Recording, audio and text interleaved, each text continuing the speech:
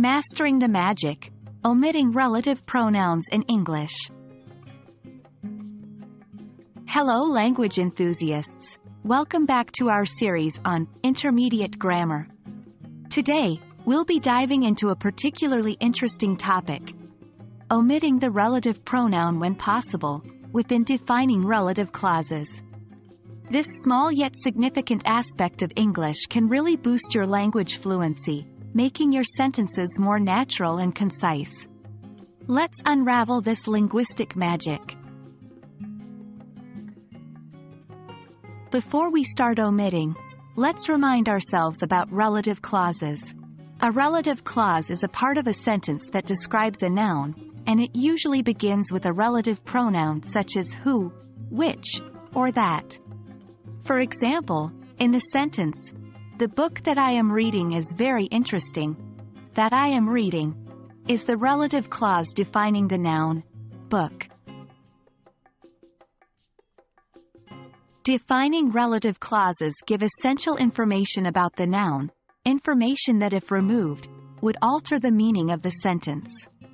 Let's take the example, people who don't recycle contribute to environmental problems. Here, the clause, who don't recycle, is defining the people we are talking about. If we remove it, we change the meaning of the sentence entirely. Now, let's tackle the core of our lesson. We can often omit the relative pronoun in defining relative clauses when it is the object of the clause. For example, in the sentence, "The book that I bought is fascinating," we can omit that and say, "The book I bought is fascinating." This is because that is the object of the clause, that I bought. Remember, we can't always omit the relative pronoun. If it's the subject of the clause, we must keep it. For instance, in the sentence, "The girl who studies hard will succeed," we can't omit who, because it's the subject of the clause, who studies hard.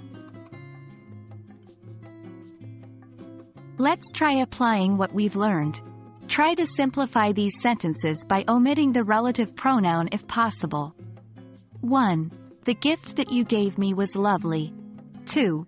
This is the man who I met at the conference. 3. The food that they cook is delicious. Pause for viewer's response. And here are the simplified versions. 1. The gift you gave me was lovely. 2. This is the man I met at the conference.